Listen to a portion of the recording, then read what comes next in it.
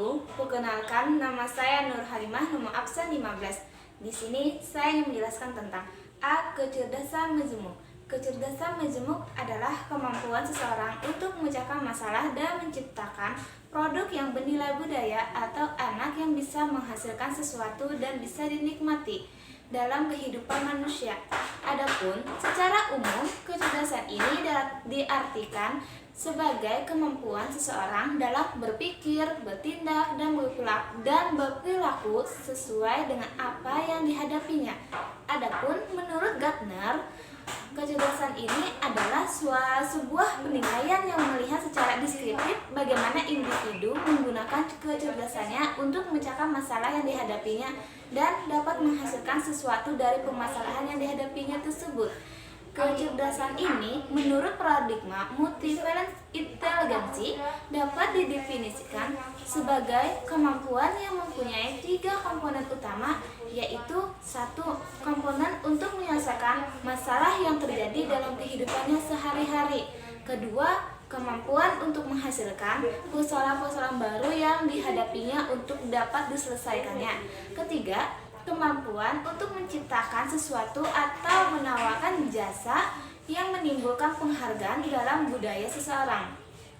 Adapun semua kemampuan tersebut dimiliki oleh manusia, meskipun manusia tersebut memiliki cara yang berbeda untuk menunjukkannya. Dengan demikian, kecerdasan majemuk ini menentukan bagaimana seseorang tersebut dalam menghadapi permasalahannya, dan orang tersebut akan mampu menyelesaikan permasalahan dihadapinya dengan caranya yang masing-masing. Cara yang berbeda-beda dalam menunjukkan untuk menyelesaikan permasalahan yang akan dihadapinya. Sekian dari saya, terima kasih. Wassalamualaikum warahmatullahi wabarakatuh. Assalamualaikum warahmatullahi wabarakatuh. Perkenalkan, nama saya Muhammad Rizky Fauji dari kelompok 8. Jadi di sini saya akan melanjutkan materi dari teman saya sebelumnya, yaitu jenis-jenis kecerdasan majemuk. Yang pertama, kecerdasan logis atau matematis, yaitu kemampuan yang mendeteksi bermacam pola atau prinsip dasar dasar sebab akibat. Berpikir logis, berpikir dengan abstraksi dan angka, bernalar secara deduktif dan menyelesaikan operasi-operasi matematis. Mereka biasanya diajarkan melalui permainan logis, investigasi, dan teka-teki. Biasanya belajar dengan melihat konsep dasar lebih dulu sebelum menyentuh detailnya.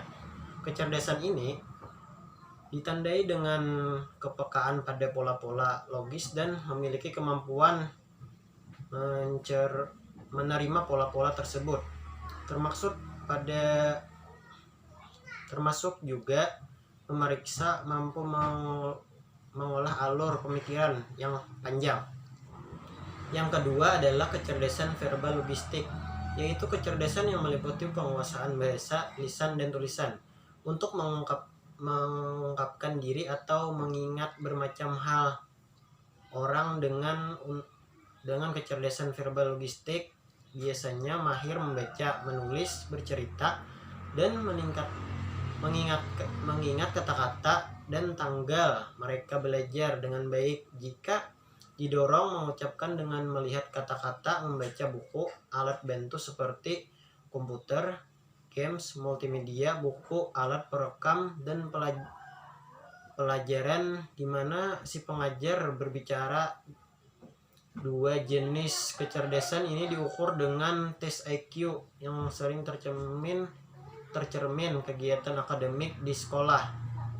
Yang ketiga yaitu kecerdasan visual atau spesial, yaitu kemampuan yang mengenali dan memanipulasi pola-pola di ruang luas seperti yang terlihat pada kemampuan para pilot atau navigator. Selain itu, kecerdasan ini juga berkenaan dengan kemampuan mengenali dan memanipulasi ruang-ruang terbatas seperti terdapat pada pematung, arsitek, atau juara catur. Kecerdasan jenis ini mudah dikenali ketika seorang arsitek yang memanipulasi sebuah ruangan bangunan. Yang keempat yaitu kecerdasan musikal, yaitu kemampuan mengenali suara dan menyusun nada, irama, dan berbagai pola, menggunakannya untuk keterampilan atau membuat komposisi musik yang tinggi kecerdasannya. Misalnya biasanya menangkap pelajaran dengan baik lewat ceramah atau mendengarkan lagu atau musik alat yang biasanya membantu proses belajarnya, misalnya instrumen musik itu sendiri, radio, setro atau CD-ROM, dan multimedia. Yang kelima yaitu kecerdasan kinestik, yaitu kemampuan menggunakan bagian-bagian tubuh atau seluruh tubuh dengan menyelesaikan masalah atau menciptakan produk baru. Contohnya yaitu para atlet, penari, aktor, polisi, tentara, dokter, bedah, dan pengrajin cenderung punya kemampuan tinggi. Di jenis kecerdasan ini, mereka masuk menggambar, bermain, jiwai, puzzle, membaca peta, berangan-angan. Mereka belajar lebih efektif melalui gambar atau bentuk-bentuk dengan memakai model grafis, diagram, foto, gambar tangan, model, dimensi di video, multimedia, serta buku gambar. Yang keenam yaitu kecerdasan interpersonal, yaitu kecerdasan yang menunjukkan kemampuan mengenali maksud, perasaan, mood, temperamen, dan motivasi orang lain. Mereka belajar lebih efektif melalui kegiatan kelompok, seminar, dialog.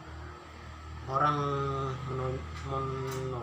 menonjol pada jenis ini kecerdasannya mampu bekerja di dalam kelompok dengan baik, dan biasanya memilih bidang kerja seperti misalnya penjualan, pengajar, pemimpin umat, manajer, pekerjaan sosial, serta politik. Yang ketujuh yaitu kecerdasan interpersonal, yaitu kemampuan memahami dirinya sendiri. Orang yang mempunyai kecerdasan interpersonal tinggi mampu mengenali kekuatan dan kelemahannya, apa yang membuatnya unik, dan mampu memprediksi reaksi atau emosi sendiri.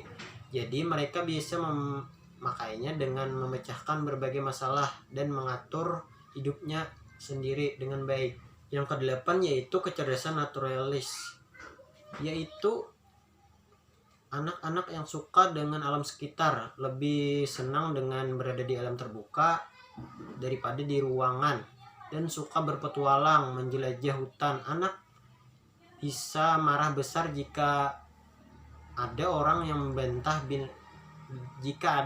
yang membantai binatang langka, merusak dan membakar hutan, mencemari laut dan sungai sehingga menimbulkan kematian pada flora dan fauna, serta lebih suka mengkonsumsi obat dan jamu tradisional dari pabrik. Anak ini juga lebih menggunakan bahan yang alami dan tidak menimbulkan polusi di lingkungan. Yang kesembilan yaitu adalah kecerdasan eksistensial. Kecerdasan eksistensial ini adalah anak-anak yang suka bertanya soal kebenaran dan inti persoalan, kritis, suka merenung dan melakukan refleksi diri, serta senang berdiskusi mengenai hakikat hidup. Jadi sekian presentasi dari saya. Materi selanjutnya akan dilanjutkan oleh teman saya berikutnya. Wassalamualaikum warahmatullahi wabarakatuh. Assalamualaikum warahmatullahi wabarakatuh. Perkenalkan, nama saya Sri Rahmah. Jadi, di sini saya akan melanjutkan materi dari teman saya sebelumnya. Saya akan menjelaskan tentang faktor-faktor yang mempengaruhi kecerdasan majemuk. Menurut Tinjan dan Iskandar, faktor-faktor yang dapat mempengaruhi kecerdasan majemuk anak yaitu yang pertama ada faktor hereditas. Hereditas adalah faktor yang diwariskan dari orang tua, meliputi kecerdasan seperti kecerdasan produktif, kemampuan memimpin, kemampuan seni, dan psikomotor. Yang kedua, ada faktor lingkungan keluarga. Perhatian orang tua terhadap kemampuan anak sangat berpengaruh positif pada kecerdasan majemuk anak. Sedangkan ketidakpercayaan orang tua terhadap kemampuan anak akan berpengaruh negatif terhadap kecerdasan majemuk anak. Faktor yang ketiga, ada faktor lingkungan. Program yang dibuat oleh sekolah yaitu program yang mendorong anak menyukai belajar dan melaksanakan tugas-tugas sekolah, bukan sekedar suka pergi ke sekolah, sehingga anak dapat mengembangkan kecerdasan anak. Keempat, ada faktor kesehatan. Pemenuhan kesehatan yang cukup baik untuk fisik maupun mental berpengaruh terhadap kecerdasan majemuk anak seperti kesehatan fisik dan kesehatan mental. Kesehatan adalah suatu bahan yang perlu didapatkan supaya pertumbuhan anak baik dan sempurna. Pemenuhan kesehatan yang cukup baik untuk fisik maupun mental berpengaruh terhadap kecerdasan majemuk anak. Kesehatan fisik sangat berguna bagi pertumbuhan anak seperti zat makanan yang mengandung karbohidrat, lemak, protein, dan vitamin untuk mengatur metabolisme tubuh. Kesehatan mental harus disesuaikan dengan usia dan kondisi anak. Faktor lingkungan keluarga memiliki sumbangan terhadap perkembangan tingkah laku anak. Dalam mengasuh anak, orang tua cenderung menggunakan pola asuh tertentu, sehingga penggunaan pola asuh yang sesuai dapat mengembangkan kesehatan majemuk yang dimiliki oleh anak. Sekian dan terima kasih. Assalamualaikum warahmatullahi wabarakatuh. Nama saya Rahmawati. Saya akan melanjutkan D. Peran perkembangan kecerdasan majemuk bagi anak. Pendidikan anak usia dini di Indonesia mengalami masa-masa penuh dilema. Pendidikan hingga saat ini masih menerapkan pendekatan akademik penuh hafalan. Praktik yang sesuai dengan kebutuhan atau perkembangan anak (DAP) belum seluruhnya diterapkan. Keberhasilan belajar anak diukur dari kepatuhan, kemampuan kognitif, dan sosial anak. Anak-anak dengan kecerdasan kinestik, intrapersonal, dan naturalis dianggap sebagai anak-anak yang bermasalah. Beberapa pendidik bahkan mengecap mereka sebagai anak-anak yang hiperaktif, kuper, dan jorok. Pandangan ini telah membawa efek yang merugikan bagi anak-anak, terutama bagi perkembangan mereka. Kekeliruan pandangan terhadap potensi anak didik oleh pendidik merupakan sesuatu hal yang fatal. Kekeliruan pandangan ini memunculkan sikap meremehkan, merendahkan, dan menghambat kegiatan perkembangan anak yang justru tidak disadari atau bahkan dianggap benar oleh pendidik. Pendidik tidak menyadari bahwa pengalaman dimarahi, dicap jorok, dipermalukan, diancam, dan dibentak sangat mungkin menjadi pengalaman yang benar-benar menyakitkan dan melumpuhkan minat anak terhadap sesuatu. Akibatnya, besar kemungkinan potensi kecerdasan anak akan terhambat. Setelah Howard Gardner mengumumkan teori multi-intelligence-nya, anak-anak dengan kecerdasan non-linguistik dan matematis mendapat perhatian. Cap-cap negatif terhadap anak diterjemahkan ulang sebagai gaya atau kecenderungan belajar. Hampir semua aktivitas yang dahulu dinilai nakal dijelmakan menjadi indikator kecerdasan. Akibatnya, definisi cerdas tidak cerdas pun tertebas dan muncullah pengertian setiap anak cerdas dan memiliki berbagai cara untuk menjadi cerdas. Lebih lanjut, Gardner bahkan mengatakan bahwa cara mudah mengetahui kecerdasan anak adalah dengan memperhatikan kenakalan-kenakalan mereka, yakni perilaku menonjol yang sangat dinikmati anak. Gardner 1993, Armstrong 1993. Cara pandangan multi-intelligence bahwa semua anak cerdas memberikan ruang gerak yang luas bagi anak. Perilaku dan kecenderungan anak diamati dan diidentifikasi. Pendidikan yang berbasis multi-intelligence berpeluang memberikan pengalaman hidup yang menyenangkan bagi anak dan memantik kecerdasan mereka. Padahal, sebagaimana dikatakan oleh Howard Gardner, Armstrong 2003, perkembangan kecerdasan ditentukan oleh crystallizing experience, pengalaman yang terkristal, dan pengalaman melumpuhkan, paralyzing experience. Hal ini menunjukkan pentingnya pengalaman baik yang mengesankan bagi anak dan betapa berbahayanya pengalaman buruk yang menyakitkan anak.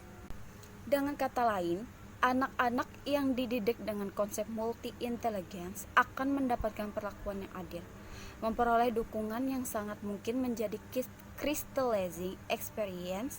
Mereka akan memperoleh kesempatan berkembang sehingga setiap indikator dari kecerdasan berkembang optimal dan muncul dalam bentuk keterampilan yang menakjubkan. Sekian, terima kasih. Saya Desri Maharani akan melanjutkan materi dari teman saya. Strategi pembelajaran di sekolah menggunakan kecerdasan majemuk. Multiple intelligence mempunyai metode discovery ability, artinya proses menemukan kemampuan seseorang.